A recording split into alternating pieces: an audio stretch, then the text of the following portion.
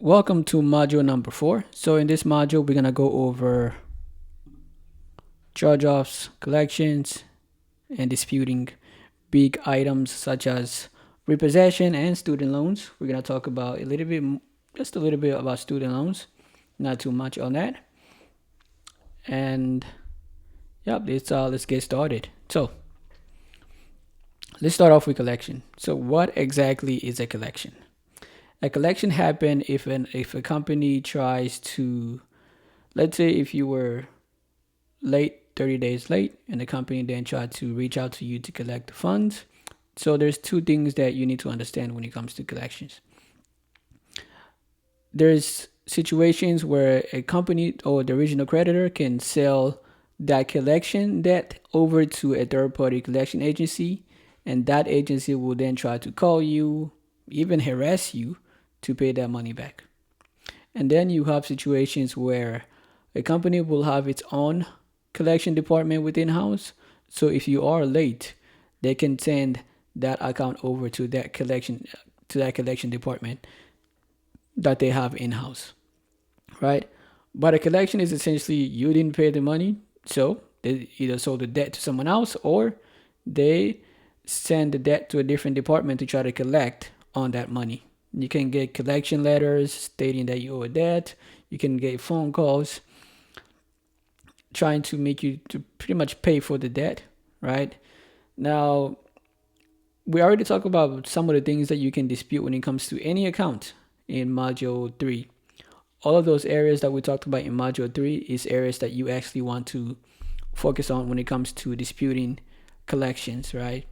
And we'll talk a little bit more about debt validation, how to get them to kind of prove that they actually have a right to collect the debt within the state that you're in, that they actually have the proper documents to show that they actually have the right to collect on that debt if this debt is with a third-party company, right? If the debt has been sold to a third-party company, chances are they're not going to have all of the documentation to actually prove that they own the debt and all those documentation that they were supposed to have. Chances are they're not going to have it because they often will purchase a debt in bulk.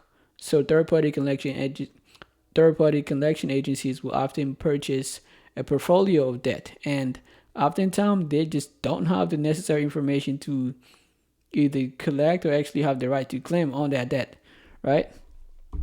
Let's go over to what you can dispute on a collection.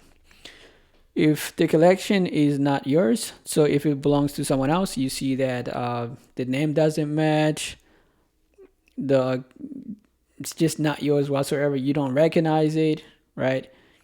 The dates are wrong. If they cannot provide any proof that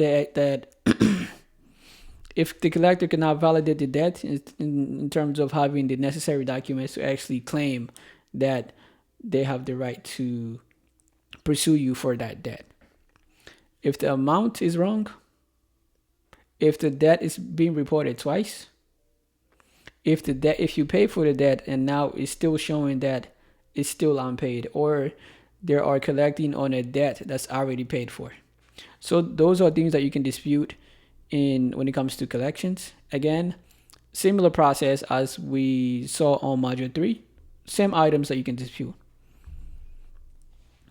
So debt validation letter, this is your tool to use, right? So when it comes to debt validation letter, you want to ask for a purchasing agreement with the original creditor. You want to ask and make sure that they actually have the right date of first delinquency. If they don't have any of these things, that's leverage for you to get that debt removed. In my experience, collections are actually some of the easiest things to remove. Charge-off are slightly more difficult to remove compared to collections, because oftentimes charge-offs are just with the main creditor, right? And collection sometimes can be sold to third-party collection companies, and then sometimes they will resell to another company. So it's a whole mess when it comes to collections. That's why they are much easier to remove. Okay, so medical debt. If you didn't know, now you know. Any medical debt under $500 are not supposed to be reported to your credit profile. That's an easy win. If you have any medical debt that's less than $500, they're not supposed to be reporting to your credit profile. And this is across all of America, actually.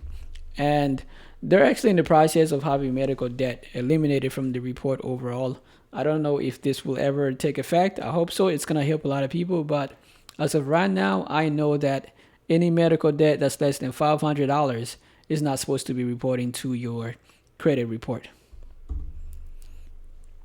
So let's talk about charge off and what really happened. So by law, if you missed 180 days, if you go 180 days without making a payment, right? By law, they have to charge off that account.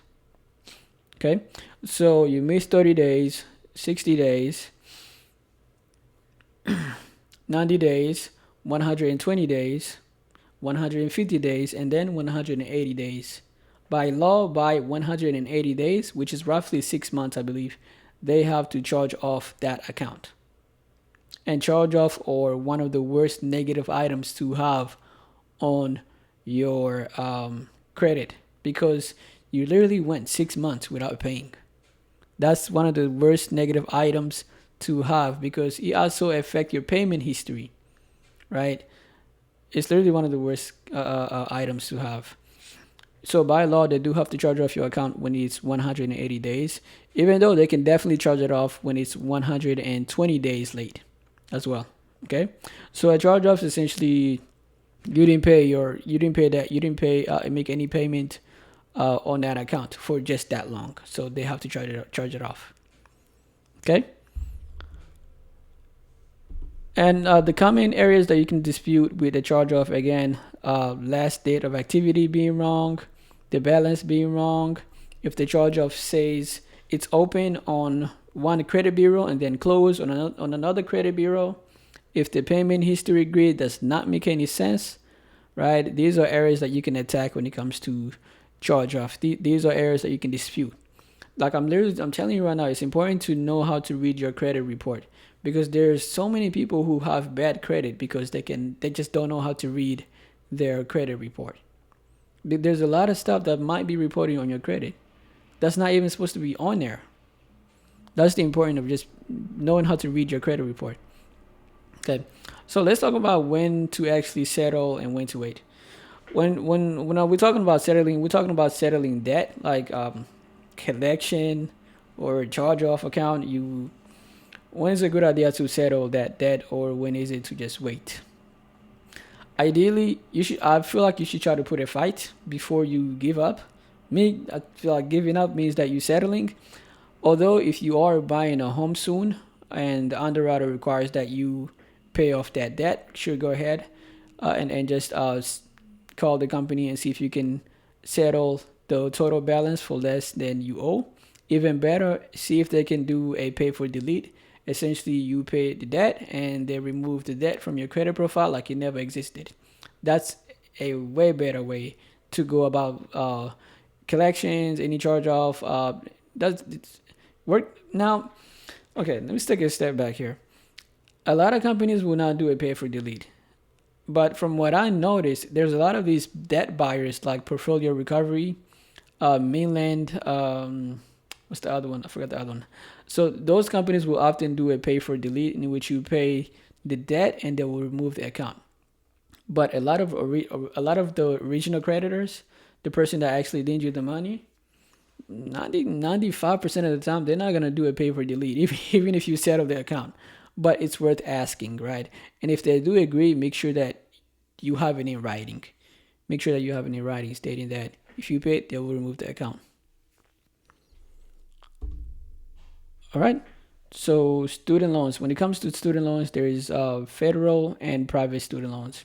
I'll be honest, student loans is one of those things that it's actually difficult to get removed from your credit profile. So pay your student loans. If you are late or it's in collection, you can always call them to see if you can make a payment plan, or if they could essentially kind of bring the loan back from being in collection into good standing. Oftentimes it works, and that's one of the best ways to actually deal with student loans from my experience, right? When I say from my experience, I'm talking about with the people that I've worked with and with the people that I've seen with my own two eyes. I've never had a student loan go into collection, so I really can't speak more on this. But it's one of those things that's difficult to remove because, especially if it's a federal student loan. Okay, so student loans pretty much follow their own rules. They're not like any other items on there. So repossession, what happened? What happened is exactly what happens if you're not responsible, right? Or if you're just over leveraging where you buying something that you can afford. So with a repossession, what happens is that you finance a car, you stop making payments. Now they are taking the car back, right? And this is gonna hit your credit. People, when it comes to repossession, people think that it's only for vehicles. No, it can actually be for anything else. It could be for a couch um, that you finance. It could be for a watch, right? So any item that can be taken back will hit your credit report as a repossession. Okay, and when it comes to disputing, it's a similar process. You dispute it the same way as the other negative items. Okay, so here we go. So when it comes to disputing, you can definitely attack the wrong balance, the wrong date, the wrong status. If the account is being reported twice, oops. If it's the duplicate account, if it's missing any update, those are all areas that you can attack and dispute. Okay. When it comes to disputing, the goal should be to remove the account. If it's not possible to remove the account, fix the data. That way, it benefits your score, right? But ideally, you want a deletion. That's the goal. Now let's go over foreclosure. With a foreclosure, similar process with a repossession. You have a mortgage. You start paying on a mortgage, so they are in the process of foreclosing on that mortgage, right? Similar process. Now with mortgage, common areas that you can dispute is again the date of first delinquency. This is an important date. The date of first delinquency is very, very important. You can also dispute the wrong balance or past amount due, as well as the status, whether it's being foreclosed or it's current. If there's any contradiction whatsoever, that is leverage for you to have that item removed. Now, when it comes to eviction, I've never been evicted. Can't really speak much on things that I've never experienced personally. It's within my belief that I should only speak on things that I have experienced. And again, all of this is for educational purpose only. This is not any financial advice or anything. This is for educational purpose only. These are things that have worked for me. So I'm sharing my knowledge with everyone else. And if what I know can help anyone, great, right? I just want to make sure that everyone is exposed to this knowledge because oftentimes we get ourselves in trouble simply because we just don't know what we don't know. Okay. Now, eviction itself doesn't normally show up on your credit report, but landlords will use tenant screening platform to actually see whether you have been evicted before.